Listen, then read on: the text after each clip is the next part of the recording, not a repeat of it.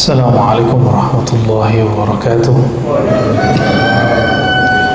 Kaji sekarang bab yang ketiga mengenai uzlah dan khalwah.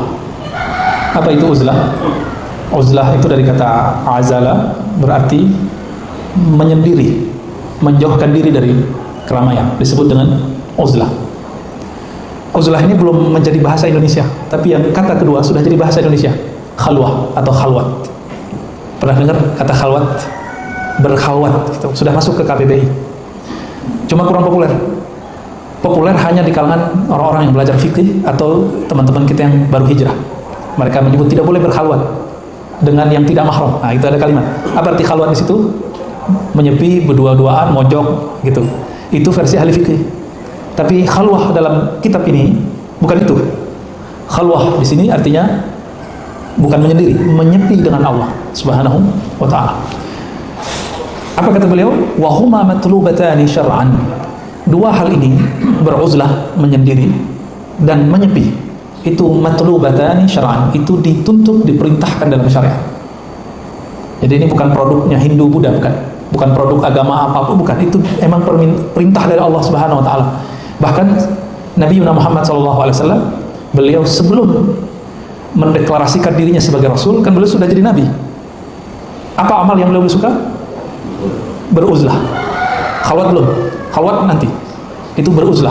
Di mana beliau beruzlah? Gua Hira. Kita tahu semua ya. Nah, apa penyebabnya? Ini yang kita belum eksplorasi. Ternyata ketika kita buka Sahih Bukhari, kitab Bad'il Wahyi, bab mengenai permulaan wahyu, terdapatlah di situ satu riwayat dari Sayyidatuna Aisyah. Tentunya Sayyidatuna Aisyah mendapatkan dari Abu Bakar atau yang lebih senior. Apa kata beliau? Wahyu pertama turun adalah mimpi yang indah, mimpi yang bagus. Apa mimpi yang bagus kepada Nabi? Beliau melihat cahaya seperti cahaya fajar. Setelah itu apa yang terjadi pada Nabi? Fahubbiba ilaihil khala, maka beliau suka berkhalwat, menyendiri. Menyepi dulu khala ya. Tapi khalwat di situ artinya uzlah. Ya. Apa yang beliau lakukan? Maka beliau berangkatlah ke Gua Hira, yatahannas. Yatahannas artinya, kata Imam Sufyan Ats-Tsauri, ta'abbudul layali zawatal adad. Beribadah beberapa hari, beberapa saat di tempat yang jauh dari keramaian. Itu disebut tahannus. Berarti Nabi dengan kenabiannya telah melakukan itu. Nah, ini teguran buat kami para pendakwah, para guru agama. Sebelum kita mengajar di depan orang, kami ini, itu seharusnya kami melakukan hal yang sama. Dididik dulu kalbunya, menjauhkan diri dari keramaian, popularitas, dilatih tidak berbicara dengan lisan tapi berbicara dengan kalbu, menyebut nama Allah dengan kalbunya. Jika sudah terlatih, nanti baru boleh muncul keluar. Ya, jadi beruzlah dan berkhalwah itu bagi seorang dai itu adalah nyantri. Dia berguru kepada ahlinya, lalu mengamalkan apa yang dia pelajari, itu yang disebut beruzlah dan berkhalwah. Apa kata Nabi SAW?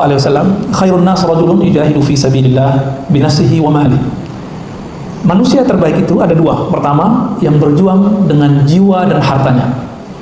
Yang kedua, kita udah tahu itu. Yang pertama ini yang kita udah tahu. Yang kedua belum. Rajulun ya'budullah fi sya'bin minasyi'ab. Seseorang yang beribadah di lembah-lembah atau di hutan-hutan atau di pelosok-pelosok, di tempat yang sepi. Wa yada'un nasu min syarrih. Sehingga orang-orang, bukan kita ya, sehingga orang lain terhindar dari keburukannya. Nah, perhatikan, ini uzlah yang benar. Uzlah yang benar itu kita menjauh dari manusia, bukan merasa manusia jorok kotor, tapi kita merasa diri kita yang kotor. Nah, ini berarti uzlahnya islami, ruhi. Kalau uzlah syaitani, uzlah syaitan yang mana? Yang sombong. Dia merasa dirinya bersih, kalau bersama dengan manusia yang lain, dia nanti kotor. Dia dikotori oleh orang lain. Maka kata dia, saya beruzlah untuk menghindari keburukan-keburukan manusia. Nah, berarti itu syaitan itu pada dalamnya. Nanti kalau dia dapat ilham saat dia beruzlah, itu ilhamnya bukan ilham malaki, tapi waswas syaitani. Bukan ilham malaikat, tapi waswas syaitan. Ada orang yang habis nyepi di Gunung Salak, ngaku jadi nabi kan? Bener? Masih ingat? Namanya siapa? Ahmad Musodik. Tuh, canggih kan? Keluar-keluar dari Gunung Salak, udah ngaku aja jadi nabi dan rasul.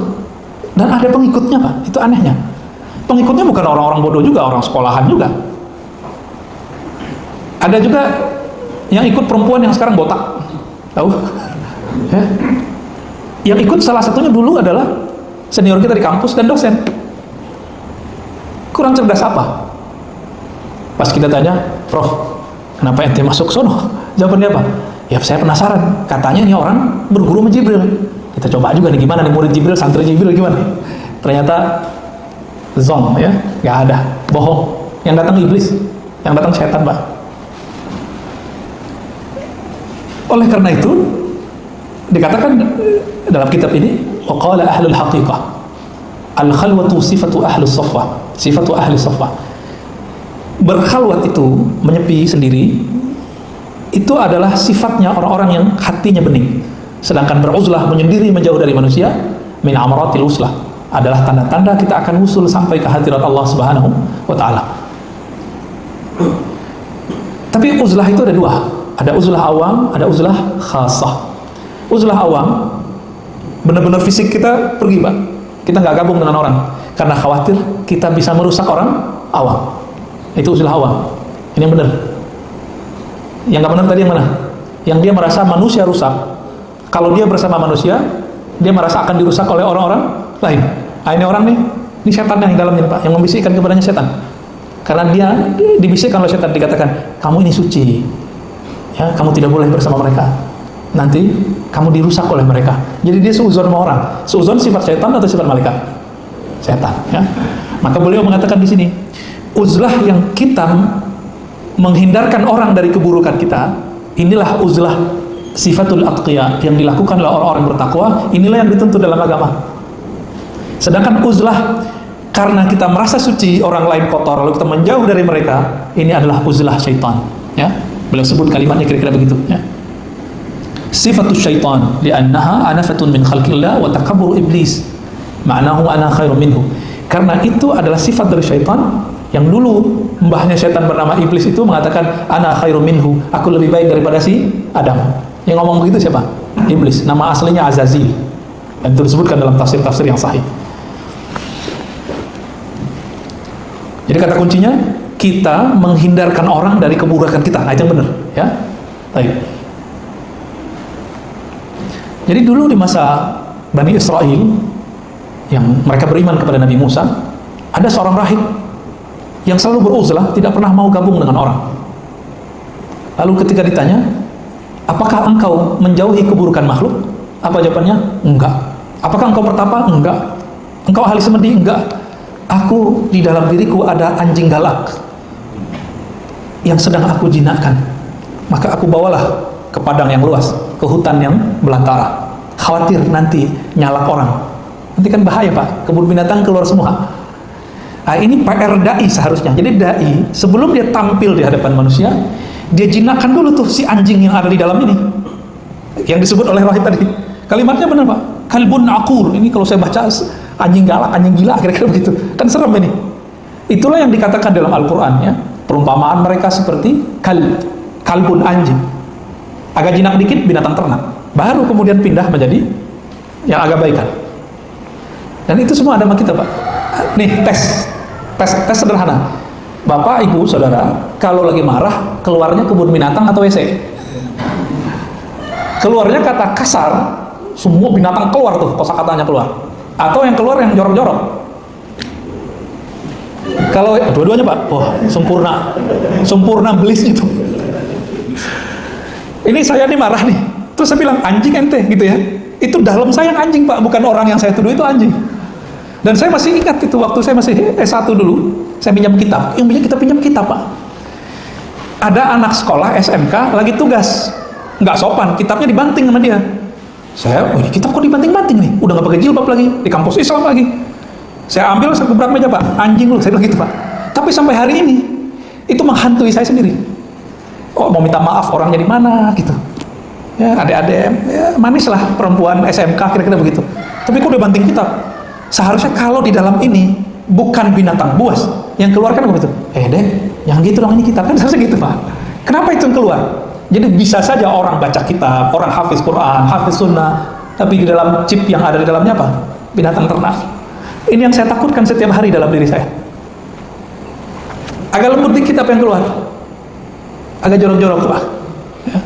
Yang WC ya, pakai dalam keluar semua tuh. Ya. Nauzubillah min dzalik. Nah ini yang lagi kita mau coba bersihin. Saya lagi berlatih itu, semoga Bapak Saudara juga berlatih itu. Ya. Banyak kesalahan kita di sini Pak. Kalau kita hitung kita nangis-nangis sendiri ntar. Ya. Ngaji kalau nangis setan bisik lagi, loh kamu hatimu lembut ya, bisa nangis, nah terlepot lagi kita. Allahumma sholli ala. Nah, uzlah yang kedua, uzlah yang sudah level wali, itu uzlatul khawas. Nah, semoga nanti kita sampai ke level ini. Apa kata beliau? Menanggalkan, membuang sifat-sifat dua tadi, kebinatangan, baik binatang buas ataupun binatang ternak, bahkan sifat syaitan yaitu menipu dan sombong, berangkat naik kepada sifat malakiyah, sifat malaikat. Apa itu sifat malaikat? Lawan dari yang tiga tadi. Binatang buas kasar, maka di sini lembut. Binatang buas ambisinya besar, di sini tidak, ini zuhud. Binatang buas emosinya gede, di sini emosinya terkendali. Nah, ini yang lagi kita latih ya. Binatang ternak nafsunya besar, di sini dilatih, dikontrol. Kalau setan suka sombong, nah di sini muncullah ketawaduan. Suka nipu orang, di sini bersikap jujur. Itu dia, latihannya begitu. Orang yang melakukan ini, meskipun dia tidak masuk ke hutan-hutan, meskipun dia tidak meninggalkan hidupnya dengan manusia, orang ini sudah disebut beruzlah. Uzlah yang khasah, uzlahnya para wali. Walaupun belum jadi wali nih, tapi sudah berlatih. Nah, semoga kajian-kajian kita sudah mengarah ke sana ya. Karena zaman sekarang kalau saya bilang, Bapak nginep ya di ribat saya 40 hari, pasti nggak mau. Ya. Pasti nggak mau. Wah, anak istri saya gimana? Ya pasti gitu. Saya juga mikir gitu. Maka bertahap kita coba berlatih. Kalau sempat Senin Kamis kita puasa. Kalau nggak sempat 3 hari sebulan. Itu ya. Nggak sempat bangun sepertiga malam terakhir. Sepertiga malam terakhir kan kira-kira 2 jaman setengah. Ya udah setengah jam deh. Yang penting bangun di akhir malam. Gitu. Ada bangunnya. Nggak sempat zikir duduk setiap pagi sampai syuruk, ya udah sekali sepekan deh atau 1 minggu gitu. Kita cicil Pak, cicil terus, jangan berangan-angan. Beramal kalau angan-angan nggak nyampe-nyampe, mulai aja dicicil. Sama Bapak kalau pengen pergi umroh, mulai nabung. Orang berduit, kalau dia nggak mulai nyisihin duitnya, kalah sama yang kredit ya. Nah, pada tataran ini muncullah seperti guru Imam Kusyairi namanya Abu Ali Ad-Daqqaq. Apa kata beliau? Ilbas ma'anas ma yalbisun. Udah, kamu gak usah menyendiri, gak usah menyepi jauh-jauh. Terus gimana? Pakailah yang mereka pakai, belilah yang mereka beli. Mereka beli rumah, mereka pakai mobil, kita pakai mobil, pakai motor, kita pakai motor. Mereka makan enak, kita makan enak. Tapi kata beliau apa? Wan farid anhum bisirrik. Tapi kamu harus mempunyai rahasia dengan kalbumu bahwa engkau merasa dipandang oleh Allah Subhanahu wa Ta'ala. Bisa baca gini. Kalau nggak perlu berlatih. Nabi udah terjaga sirnya, tapi 10 hari terakhir masih itikaf nggak? Masih. Nabi itikaf pindah tempat tidur atau gimana Pak? Kita kalau itikaf sekarang pindah tempat tidur. Ngobrol, kalau dulu ngobrolnya apa? Sekarang ngobrol juga. Udah berapa di tempat itikaf saya lihat? Sama persis. Yang paling menggenaskan apa? Dan menggemaskan. Ustadz yang ngisi kajian itikaf nggak itikaf. Dia pindah-pindah tiap malam, ya. Malam ini di sini. Alasannya apa? Saya pakai itikaf fikih, di fikih. Kita nginep 1 jam saja di masjid, itu itikaf. Itu itikaf fikih. Itikaf Ramadan bukan itu. Itikaf Ramadan tanggalkan itu semua. Kalau mau ekstrim lagi, kayak Nabi di Gua Hira. Nah, ini ustaz-ustaz ini udah diberi rukhsah oleh Rasulullah ini. Masa nggak mau lagi kan? Akhirnya jamaahnya dapat Lailatul Qadar. Si ustaznya masih di mobil, di motor. Itulah kejadiannya Pak hari ini. Malu kita kepada Allah, ya. Maka saya mewajibkan ke dalam diri saya 10 hari terakhir, kalau nggak pandemi biasanya udah di surau, di masjid atau di zawiyah. Nggak kemana-mana lagi, nggak banyak ngomong lagi. Makan juga dikurangi, cuma kurma, air putih, udah cukup. 10 hari, itu efektif menurunkan berat badan dan berat dosa Pak. Apa faedah beruzlah? Baik yang pertama, tadi uzlah secara fisik, dengan niat supaya manusia tidak ternodai oleh kita. Dan yang kedua, uzlah secara ruhani, sir. Apa kata beliau? As-salamah minal ghaibah. Selamat dari gibah. Itu gibah fikih. Ada gibah yang lain. Gibah versi ulama wali itu teringat selain Allah. Itu gibah juga. Ya. Jadi bagi seorang kekasih Allah terbersit di kolbunya, lalu dia ikutin selain Allah, itu sudah ghaibah. Berarti Allah gaib dari dirinya. Karena ghaibah artinya kosong, tidak hadir, nggak terkoneksi kepada Allah. Tapi kalau bagi orang awam seperti kita nih, ghaibah apa? Ghibah. Ghibah udah bahasa Indonesia ya. Asalnya ghaibah Pak, dari kata ghaib. Ghaib, membicarakan yang tidak hadir disebut ghaibah. Bahasa Indonesianya ghibah. Itu mas standar ya. Nah, kalau ingin mau naik kelas kita tidak membicarakan selain Allah di dalam qalbu. Dan yang kedua, riya. Riya ini kan macam-macam juga lapis-lapisannya. Riya secara umum, orang yang beruzlah, berkhalwat, dia dapat rahasia, dia selamat dari riya. Riya itu sederhananya beramal pengen dilihat, karena dari kata ra'a. Ra'a, yara, ada ru'yatan, ada riya'an. Nah, ini riya'an. Riya artinya saya baca buku, baca Quran, pengen dilihat. Saya berjenggot, pengen disebut ustaz. Saya pakai gamis, pengen disebut soleh. Saya jingkrang, pengen disebut pengamal sunnah. Apalagi kalau dulu tuh orang umroh tuh paling gampang dia kena riya, bercampur dalam sum'ah, pamer, dipasanglah status foto di belakang kita Ka'bah, sopan gitu. Tuh lagi depan Ka'bah nih, gitu. Udah kena udah. Padahal kesana bukan untuk itu. Itu riya paling ringan, pengen dipuji, pengen dilihat. Dan sekarang riya itu gampang karena lewat sosmed. Apalagi manfaat uzlah, ya. Selamat dari godaan dunia. Nah, kitanya yang selamat, ya. Aman dari malalil asdiqa wa sitril faqa 'anil adu wa syamit wa siddiq al mutawajjih. Jadi kalau ada komunitas yang memang tidak menunjang kualitas rohani kita, ini kita akan tersisihkan dari mereka. Nah, ini aman dari mereka. Bukan berarti kita merasa akan rusak oleh mereka, bukan. Kalau orang rohaninya memang udah benar, ketemu komunitas penjudi, penjudinya tobat, Pak. Pasti tobat. Tapi kalau orang yang di dalamnya nih, dia ustaz, soleh, antum nih jamaah soleh. Di dalamnya belum jinak nih, sifat kebinatangannya itu, buasnya. Ketemu orang maksiat, benci yang muncul. Raka gitu. Itu belum beres seperti itu. Belum beres tuh. Ya. Apalagi dibawa ke mimbar, ya. Udah jadi bahasa-bahasa adalah di atas mimbar. Jadi wajarlah nanti jika ada di akhir zaman, di akhirat ya, bukan akhir zaman lagi. Yang pertama dicemplungin neraka itu bukan pemaksiat, tapi guru-guru ngaji, Pak. Kayak kita kami ini.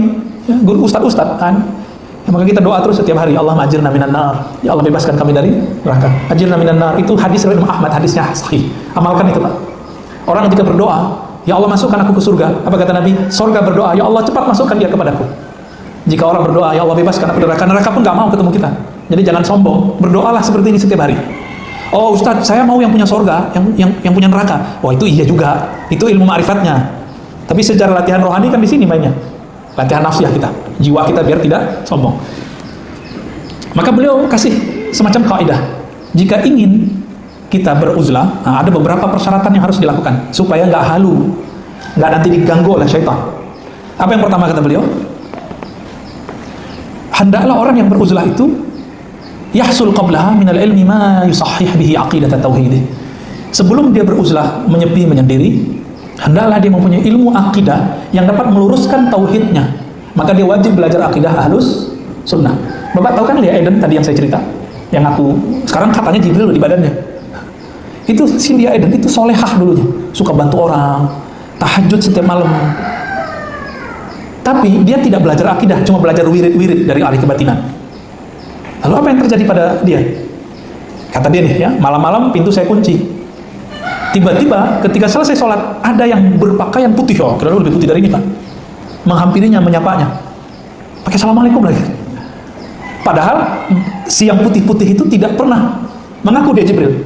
Cuma si Lia Eden mengatakan itu Jibril. Apalagi kata dia, saya tidak pernah buka pintu sudah dikunci. Dia dari mana datangnya? Maka dia meyakini langsung dari langit. Awal-awal yang diajarin bener. Ini hati-hati, Pak. Allah itu menciptakan dua wali syaitan, wali rahman, wali Allah. Kepleset dikit si waliullah jadi wali syaitan. Dengan cara apa? Dengan cara mengirim. Kalau waliullah dikirim malaikat, wali syaitan dikirim mantan malaikat. Siapa? Tentara Azazil, tentara iblis. Karena Azazil iblis ini pernah dulu jadi malaikat dan pernah belajar ma'rifat mengenal Allah, memori itu tersimpan, diajarkan kepada tentaranya, disuruh tentaranya ini membisikkan kepada calon-calon wali ini. Jika dia tidak punya ilmu tauhid yang benar, awalnya kan kalamnya benar. Ayo baca ini, sedekah, bangun tahajud, baca ayat kursi, disuruh baca ayat kursi loh, Pak. Disuruh baca kulhu. Tapi di belakang nanti dipelesetin. Udah sampai 40 hari, datang lagi dia dengan cahaya yang Masya Allah. engkau sekarang telah menjadi rasulku. Wah, mulai bisikan begitu. Itu jadi Ahmad Mosodek salah satu bentuknya. Itu jadi Lia Eden. Di Parung jadi Imam Mahdi, Pak. Kopiahnya hitam kayak saya. Ya. Ada juga yang ngaku Imam Mahdi, macam-macam. Tinggal kita tanya, ya. Jadi kalau ada yang ngaku Imam Mahdi, tanya aja. Dia punya nama ruhani ya? Kalau yang dia kasih nama yang dikasih bapaknya, wah, laut itu, palsu itu. Ya, halu, yang masuk was-was setan. Iblis ini dulu menggelincirkan moyang kita, Sayyidina Adam. Benar nggak? Tergelincir nggak? Bisa tergelincir, Pak. Nabi Adam bisa lewat sama iblis. Iblis ini punya ring satu, tentara-tentaranya 70.000. Kira-kira begitu. Kalau dijumlahin, bisa lebih, bisa kurang. Ini mereka langsung diajarkan ma'rifat oleh iblis. Inilah yang akan menggelincirkan wali-wali. Ini udah dihambang pintu kewalian, dia menjadi kekasih Allah. Diperas sedikit aja. Kalau nggak belajar ilmu tauhid, lewat ya. Jadi wali setan. Sakti, ya sakti, bisa ngobatin orang, bisa pindah tempat, bisa mecah badannya, bisa ketemu di beberapa tempat di waktu yang sama. Di Jawa itu ada istilahnya, apa, pancer-pancer gitu ya, apa namanya, ya, yang badannya bisa mecah-mecah, ketemu di tempat di waktu yang sama. Ada Pak ilmu begitu. Waliullah juga bisa begitu. Ini kan mirip-mirip nih, mirip-mirip Pak. Apa kata beliau? Apa faedahnya? Likai la yastahwiyahu syaitanu yuwaswisu, supaya syaitan tidak memperdayanya lewat bisikan-bisikan. Ya. Wahyu itu kan bisikan. Wahyu yang turun ke Nabi itu bisikan, Pak. Ilham bisikan juga. Apa yang membedakannya? Ini bisikan dari Allah, dari malaikat, atau dari syaitan? Kalamnya hampir sama, tapi nanti muatan terakhirnya beda di tauhid dan syariat. Masih ingat cerita Syekh Abdul Qadir Jilani? Beliau sudah beruzlah lebih dari 25 tahun. Bayangkan Pak, ada yang kuat nggak 25 tahun? Mana ada ustadz sekarang 25 tahun? Saya juga nggak kuat. Ya, 25 tahun nggak bergabung dengan manusia, meninggalkan semua, nggak menikah, nggak ngapa-ngapain, cuma zikir, menyebut nama Allah, menyebut nama Allah. Nggak boleh terbersit sedikit pun selalu, nggak boleh, batal deh. Tiba-tiba di tahun ke-20-an itu datang cahaya yang berlipat-lipat, mirip-mirip seperti yang diilustrasikan dalam surah An-Nur ayat 35. Allahu nurus samawati wal ard. Allah lah cahaya langit dan bumi. Di tengah ayatnya, nurun ala nur, nur berlapis nur, nur berlapis nur, cahaya di atas segala cahaya. Datanglah itu iblis yang 70.000 itu, datang yang pertama, datang yang kedua. Setan dari api bukan? Api mengeluarkan cahaya nggak? Bercahaya juga dia Pak. Berlapis-lapis cahaya, sehingga dalam hatinya, wah kayaknya Allah nih. Bisa datang nggak? Bisa Pak. Allah mendatangkan cahayanya bisa, tapi Allah itu bukan zat, cahaya itu bukan seperti itu. Berkalamlah kalam-kalam tauhid, bagus-bagus, karena setan itu tidak pernah ngomong kasar Pak. Yang ngomong kasar itu sisi nafsiyah kita dalam diri. Kalau setan pasti ngomongnya halus. Ayatnya saya sudah bacakan dulu. Innilaka nasihun amin. Sesungguhnya aku, wahai Adam, orang yang sangat lembut, tulus, terpercaya untuk membimbingmu. Kalim-kalamnya begitu. Engkau akan aku bimbing, hai Adam. Engkau akan aku bimbing, hai Abdul Qadir. Kalau keluarlah kalam-kalam, betul-betul panjang kalam itu, sehingga kemudian Syekh Abdul Qadir mengatakan, wah ini kayaknya dari Allah nih. Tapi beliau belum percaya dulu, tunggu, sabar. Sampailah kalam terakhir dari cahaya itu. Jadi ada suara dari kalam, dari cahaya itu. Apa katanya? Sekarang wahai Abdul Qadir, engkau jadi kekasihku, dan semua yang aku dulu haramkan halal bagimu. Syekh Abdul Qadir sebelum dia uzlah, dia belajar fikih dulu Pak. Ya. Belajar akidah dulu. Dalam bab akidah ada satu bab. Orang kafir, orang mukmin jadi kafir jika dia menghalalkan yang pasti haram. Kecuali ini masih diperdebatkan nih haramnya, lalu itu dihalalkan, itu lain cerita. Ini udah jelas apa kata yang ngomong, semua yang aku haramkan halal bagimu. Kata Syekh Abdul Qadir, syaitan, anta syaitan, anta iblis, kamu ini syaitan, kamu ini anak iblis. Cahaya yang tadi berlipat-lipat itu, berlapis-lapis itu langsung hilang. Jadi ma'rifat syaitan dan ma'rifatullah bedanya cuma satu Pak, menghormati syariat. Satu itu aja. Jadi ketemu wali manapun nanti, pastikan dia tidak pernah berkalam menghina syariat. Zahirnya kita nggak lihat dia sholat nih, urusan dia. Zahirnya kita nggak lihat dia, mungkin baca Quran, nggak apa-apa. Yang penting dia tidak pernah mengatakan apa itu Quran, gitu. Sekarang nggak wajib lagi sholat. Wali kalau jadi wali nggak wajib sholat lagi. Kalau keluar kalam itu berarti dia bukan wali. Tapi kalau dia diam aja Pak, jangan-jangan dia lagi ngelakon depan kita, nguji kita. Kan banyak wali-wali yang nguji kita. Kita ngeliat kolbunya atau ngeliat fisik, bertingkah di depan kita, ya itu banyak. Udah syuruk Pak ya? Ya udah dulu deh Pak. Terakhir, Syekh Abu Yazid Bustami atau Bayazid yang sezaman dengan Imam Muslim. Beliau diizinkan oleh Allah untuk berkalam-kalam dengan Allah ruhaninya. Ini Abu Yazid. Mirip-mirip seperti kisah Nabi Musa. Cuma untuk wali namanya ilham. Dalam ilhamnya dia bertanya, ya Allah, bagaimana cara aku mencapai ridhomu, hadir dalam majelis-majelismu? Apa kata Allah? Ilhamnya muncul. Farik nafsak wa ta'al. Talak tigalah nafsumu, lalu datanglah kemari. Maka Abu Yazid Al-Bustami itu betul-betul melatih jiwanya supaya tidak menjadi kebinatangan, baik ternak ataupun buas, sehingga kemudian beliau menjadi Sultanul Arifin, ya, rajanya orang ahli ma'rifat. Ini Imam Abu Yazid Al-Bustami. Meskipun kita tidak sanggup seperti mereka ulama-ulama tersebut, kan beliau ulama salaf nih, tapi kita cicil aja dikit-dikit Pak. Maka mulai hari ini coba berniat, saya mau setengah jam beramal, berlatih setiap malam. Ya, kalau belum punya guru, sholawat aja, sholat witir, terus sholawat aja udah. Atau baca la ilaha illallah. Kemudian pagi sore hari Sabtu pengajian juga Pak di sini. Nah, kalau nggak pengajian kan setelah habis ngaji tuh praktek coba Pak. Duduk sampai terbit matahari kuatnya. Kalau sekarang kuat kan ada yang didengerin, ada yang dilihat orangnya. Ya, coba habis subuh orangnya nggak ada nih, nggak ada yang ngomong, kita zikir sendiri. Paling 15 menit udah kesemutan. Tuh dari tadi nggak kesemutan kan? Nanti baru selesai kerap berasa Pak. Emang begitu. Ya, dihembus-hembusin sama syaitan itu. Semoga Allah ya menerima kita sebagai hambanya yang mau membersihkan dirinya ya dengan uzlah dan khalwah. Ada yang jawab ya? Nggak ada? Tafadhol, silakan Pak. Ustaz, ya pernah dengar yang ketahan Nabi berdua kan bertahan atau uzlah. Ya. Adakah hadis-hadis yang mengajarkan tata cara bertahan? Tadi cuma begitu doang pada hadisnya. Ya, sebaik-baik manusia dua, satu yang berjuang fisabilillah dengan jiwa dan hartanya, yang kedua mereka datang ke pelosok-pelosok, ke hutan-hutan, lalu beribadah di sana, menyelamatkan agamanya. Cuma begitu doang. Tapi ada nggak ilmunya? Ada. Kitab ini kan ngajarin itu. Kitab Hadaikul Haqaiq. Maka kalau ingin selamat dalam berkhalwat, saya kasih tahu aja, wajib bertorikot sufi. Kalau nggak nanti jadi setan Pak. Jadi orang-orang yang pulang-pulang tuh ngaku jadi Mahdi, ngaku jadi Nabi Isa, ngaku jadi Rasul, ngaku jadi Jibril, itu karena dia lewat jalur kebatinan. Nggak tawadu, cari kayak guru. Emang bisa baca kitab ya, tapi untuk ilmu begini nggak cukup kitab. Harus. Itu sebabnya saya tidak berani menyerang orang-orang tarekat, nggak berani saya. Kenapa? Mereka mewarisi ilmu ini yang nggak ada di ahli fikih, nggak ada di ahli tauhid, nggak ada. Ada cuma mereka doang. Ya? Banyak sebenarnya. Dan itu terbukti dia punya sanad kepada Rasulullah. Disebutlah torikot itu torikot mu'tabarah. Cuma yang kita dengar kan orang belajar torikot gila. Berarti yang kita dengar tuh setan lagi tuh yang ngomong tuh. Jadi Bapak jangan deh kalau nggak punya guru ya. Ntar pulang-pulang saya deh Mbak. Kalau Bapak nggak mau bertorikot udah begini aja. Sholat udah beramal biasa aja. Ini hati-hati, di YouTube sekarang banyak orang ember, disebarin tuh ilmu-ilmu zikir, ijazah terbuka. Jangan amalkan, ya, jangan diamalin. Nanti kalau Bapak amalin, saya yang jamin yang datang setan. Pasti yang datang setan. Karena ciri-ciri setan itu udah nggak mau berguru, gengsi, udah buka aja WA gitu.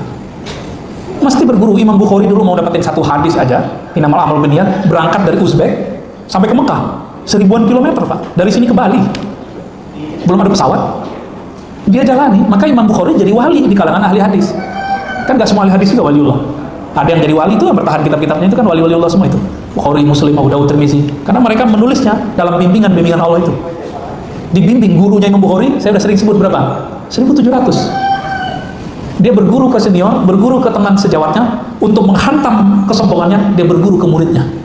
Saya pas salah satu muridnya namanya Ibnu Khuzaimah, masih muda. Dia ambil beberapa hadis dari muridnya itu, baru dia jadi wali itu Pak. Jadi ahli hadis aja itu bisa kejebak jadi ahli hadis Pak. Ustadz sunnah, ya tunggu dulu. Ustadz sunnah udah melakukan rihlah seperti Bukhari belum? Minimal khatam Bukhari Muslim kayak ya. Mana sekarang Ustadz sunnah khatam Sahih Bukhari Muslim, Abu Dawud, Tirmizi ya. Yang khatam malah ulama di Indonesia. Maka jangan belagu dulu tamatan Timur Tengah, tamatan UIN, IAIN, tamatan doktor, santai aja dulu. Ngaji kitabnya khatam nggak gitu. Ya. Kan sekarang ngebrand diri itu kan gampang sekali. Nah, saya takut dengan brand-branding itu ya, dan saya minta ampun kepada Allah apabila dulu pernah tergoda itu. Ya, nauzubillah min dzalik. Ya, fadhal. Assalamualaikum. Uzlah itu kalau kita bisa bilang nggak jamaah tabligh itu juga melakukan uzlah. Ya, saya pernah lihat 3 hari 10 sampai 4 kali gitu. Yang kedua, bagaimana kita seperti di dunia modern itu mempraktekkan uzlah tadi itu. Ya, mempraktekkan uzlah atau seperti jemaah tabligh masuk nggak nih begitu ya pertanyaannya? Ya, Jemaah Tabligh itu didirikan oleh Maulana Ilyas Al-Kandahlawi. Dia seorang ahli hadis dan mursyid tarekat Naqsyabandiyah, Qadiriyah, dan Khistiyah. 3 tarekat yang saya tahu, mungkin lebih, wallahu a'lam. Tapi dia lihat ahli tarekat, ahli sufi di zamannya sibuk dengan zikir-zikirnya, lalu tidak mengurusi umat, terutama yang ulama nih. Sebaliknya, para pendakwah kosong kalbunya dari zikir. Dia udah ada berdakwah, tapi tidak berlatih rohani, tidak punya khalwat. Maka beliau padukanlah dua ini, jadilah gerakan khuruj dalam Jemaah Tabligh. Jadi mereka bukan uzlah, khalwah ya. Kita coba lihat tuh malam-malam mereka orang belum bangun, dia udah bangun, ya kan? Nah itu khalwat namanya Pak. Kalau uzlah dia ke hutan-hutan, ke gunung-gunung, ke gua-gua, itu bedanya. Jadi yang dilakukan oleh kawan-kawan kita Jemaah Tabligh, ahbab tabligh, itu adalah khalwah. Siang-siangnya mereka mengamalkan hadis berdakwah, ya kan? Maka kita disapa, dijenguk oleh mereka. Tapi ada juga yang suul adab banyak, ya. Kita habis ceramah diceramain sama dia ada. Kita bawa kitab Pak, udah jelas kita bawa kitab nih, kita nyantri nih, kan ujian juga buat saya Pak. Ya mau nggak diceramain orang kan gitu, diceramain kita. Karena saya tahu kaidah Jemaah Tabligh tidak boleh menggurui guru, maka saya balikin itu. Ngamuk jamaahnya, ya. Dibentak lagi saya.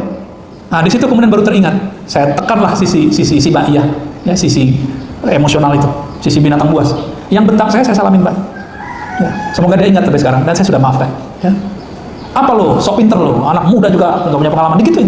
Dia nggak tahu kalau kita nyantri udah belasan tahun, muka aja yang culun, ya. Kan berasa begitu, tuh udah boleh lagi tuh Pak, kambuh lagi tuh. Astagfirullah, na'udzubillah min dzalik. Ya. Begitu halusnya syaitan itu, halus sekali. Nah godaannya teman-teman ahbab tabligh begitu. Nah godaannya Ustadz kan nggak mau dengerin ceramah orang. Nah maka nih saya melatih diri saya dengan mau dengerin ceramah orang atau khutbah. Jadi kalau Jumatan itu saya jarang dengerin, terima khotib Pak biasanya. Pengen dengerin aja, khotibnya ngomong apa. Kalau pulang-pulang tuh saya cek. Pulang-pulang kalau saya ngomongin si khotib berarti saya belum beres. Nah, nanti ada aja yang negur di rumah tuh. Ustadz isinya gosipin dai, katanya gosipin Ustadz. Ingat kita, alhamdulillah ada yang ingetin. Ya. Jadi ahbab tabligh itu berkhalwat.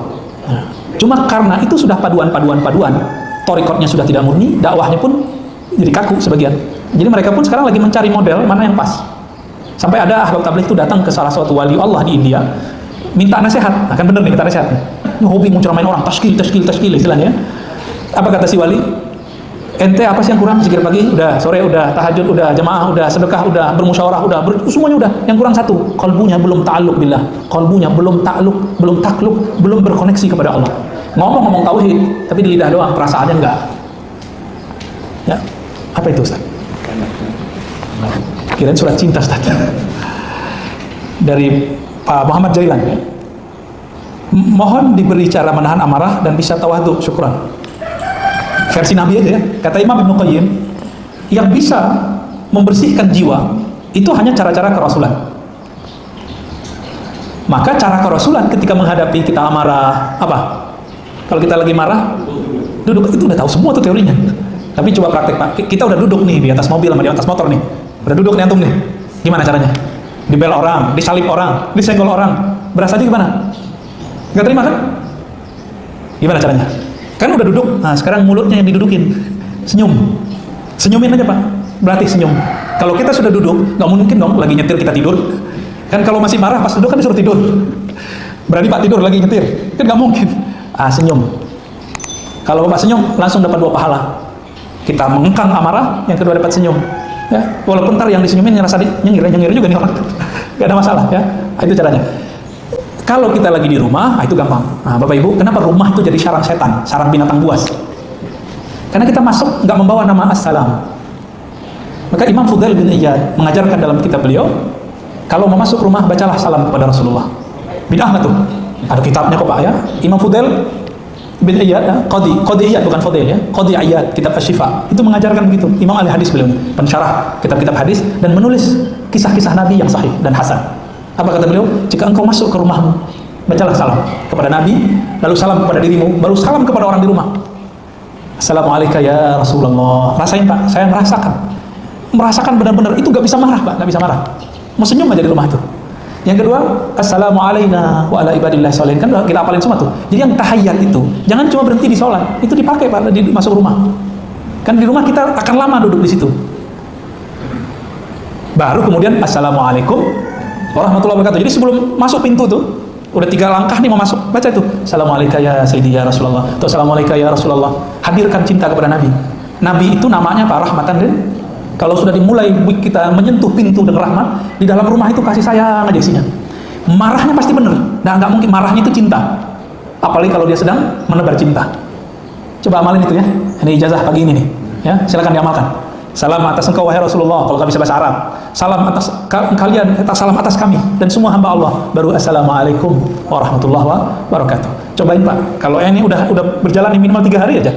Kita sama dengan mengundang nurnya Nabi masuk ke rumah. Barulah rumah jadi baiti jannati. Kalau enggak baiti mati. Ini Mas Yoga nih. Mohon dijelaskan. Seringkali perbuatan dosa yang sudah kita sesali, sudah berjanji kepada Allah tidak mengulanginya, tiba-tiba tanpa direncanakan kita terjatuh kembali. Mohon nasihatnya. Seringkali saat kami berkomitmen untuk tobat, muncul rasa khawatir was-was kalau terjebak lagi. Ini kan setan yang ngasih was-was. Gak usah tobat, ternyata ngasih lagi. Yang parahnya yang ngomong Ustaz, tobat cuma sekali. Loh, mana ada dalil begitu Pak? Berarti dia nggak paham bahasa Arab. Kenapa nggak paham bahasa Arab? Ahli tobat bahasa Arabnya apa? Tawwabin. Nama Allah apa? Tawwab. Apa arti tawwab? Yang tidak bosan-bosan menerima tobat hambanya, meskipun dosanya sama diulang berkali, itu tawab namanya. Maka kita doa setelah wudhu, Allah maj'alni minat tawabin. Ya Allah, jadikan aku hamba engkau yang doyan tobat. Itu artinya tobat lagi, besok terjebak tobat lagi. Kita nggak niat maksiat, kita niat tobat. Maka berniatlah setiap hari ingin menjadi hamba yang tobat. Karena pintu makom-makom rohani untuk sampai merasakan hadir bersama Allah, itu pintu pertama yang harus dilewati adalah tobat. Tobat apa namanya? Tobat nasuha. Ada ciri-cirinya, ada nyesel. Maka Nabi mengatakan an-nadamu taubah. Ciri-ciri kamu sudah tobat nasuha, ada penyesalan. Loh, kok terjebak lagi? Emang begitu.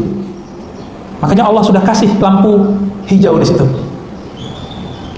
Maka Allah tantang juga nih orang-orang yang merasa dirinya tidak berdosa. Jika kalian tidak merasa berdosa, aku akan ganti kalian menjadi generasi baru yang merasa berdosa, lalu minta ampun kepadaku. Kan kita udah jelaskan di pertemuan kedua di kitab ini, bahwa dosa itu terbagi 3. Ada dosa zahir. Mungkin nih Bapak Ibu nggak dosa zahir, tapi mungkin dosa level 2, dosa batin. Pernah nggak buruk sangka sama orang? Pernah. Kesel sama orang? Sering. Ya. Marah sama orang? Iri sama orang? Merasa lebih baik sedikit aja dari orang? Udah Pak, dosanya udah. Dosa batin kelihatan nggak? Selama ini kita baru tobat di dosa yang zahir. Kapan kita tobat dari dosa tidak khusyuk sholat? Tuh. Tadi nggak ada tuh, saya lihat. Berasa loh Pak ya. Orang yang tobat dari tidak khusyuk itu berasa. Ini nggak ada. Sobrullah. Maka benarlah kata Abdullah bin Amr, engkau nanti jika masuk ke masjid, kata Nabi, tidak akan melihat lagi ada orang khusyuk sholat di masjid. Nah, karena kita nggak khusyuk sholat kita ini, maka kita tobat karena tidak khusyuk. Mudah-mudahan Allah terima. Gitu Pak. Jadi habis assalamualaikum, kita tobat. Malu baca subhanallah di lidah, tapi pikiran kemana-mana. Lidah baca Allahu Akbar, tapi hati membesarkan selain Allah. Itu perlu ditobatkan itu Pak. Nggak ngeh selama ini. Nah, kalau para nabi level 3, hal-hal yang menurut beliau tidak pantas, bagi kita udah keren. Nabi, beliau beristighfar setiap hari 70 sampai 100. Kenapa? Karena beliau sempat tertarik dengan cahaya yang meluap-meluap dalam dirinya. Cahaya surga kah? Cahaya mukjizat kah? Innahu la yughanu ala qalbi. Ada cahaya menutupi, menyilaukan kalbuku. Kalau kita bukan cahaya yang menyilaukan Pak, kegelapan yang menutupi. Jadi Nabi dapat kesaktian, dibukakan alam gaib. Itu Nabi istighfar dari itu. Kalau kita nyari biar bisa mengakses alam gaib, nggak kuat kita, nggak kuat. Ya. Itu Nabi. Nabi istighfar dari tidak merasa pantas di hadapan Allah. Jadi Nabi nggak punya dosa. Bagi beliau itu dosa. Tapi level 2 dan 1 tadi itu menganggap itu bukan dosa. Ya. Nah, inilah makna Nabi beristighfar. Jadi Nabi tidak berdosa seperti yang dibayangkan oleh sebagian orang. Jadi gimana caranya? Udah niatlah tobat setiap hari dan sesali setiap kali terjadi, kembali segera. Ya, sama saya juga begitu, antum sama semua kok. Emang ada jaminan nih ntar matanya nggak jelalatan? Nggak ada. Ada jaminan nih antum nanti nggak tergoda? Udah nikah nggak tergoda? Pasti semua kita tergoda. Ya. Ngelihat ada orang mobil baru, kebayang Pak, korupsi nih, gitu. Ngeredit nih, agak penting nih ngomong kredit. Kan ngeremehin itu Pak. Itu udah diistighfarin belum? Ya. Baik. Cukup kali ya, 6:30. Bapak Saudara makan Allah. Kesimpulan kajian kita pada pagi ini, salah satu pilar para wali Allah, para nabi Allah menjadi kekasih-kekasih Allah, itu mereka menjalani satu perangkat dan latihan rohani yang bernama uzlah, menyendiri. Ketika Nabi sudah mapan semua umat, maka uzlah ditiadakan di zaman beliau dan jadilah khalwah. berkhalwat. Jadi menyediakan waktu sejenak bersama Allah meskipun di tengah keramaian. Meskipun uzlah yang tadi masih boleh dilakukan sampai saat ini.